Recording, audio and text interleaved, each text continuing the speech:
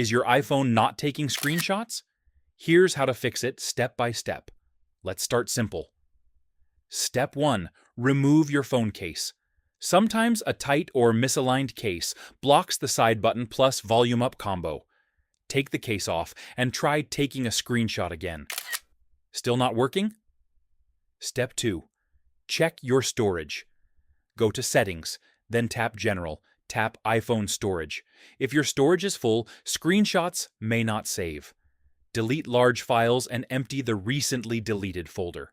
Now test again. Step 3. Check button settings.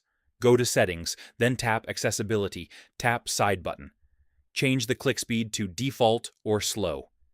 Incorrect click speed can interrupt screenshots. Try again. Step 4. Restart your iPhone. Go to Settings, then tap General, tap Shut Down. Turn it off and back on. Small glitches often disappear after a restart. Still no luck? Step 5. Force restart. Quickly press volume up. Quickly press volume down. Then press and hold the side button until you see the Apple logo. This refreshes the system without deleting your data. If it's still not working. Step 6. Reset all settings. Go to Settings, then tap General, tap Transfer or Reset iPhone, then tap Reset all settings.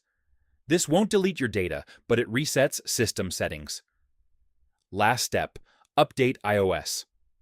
Go to Settings, then tap General, tap Software Update and install the latest version. Software bugs can sometimes break screenshots.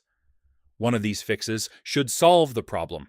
If this helped, like the video and subscribe for more iPhone fixes.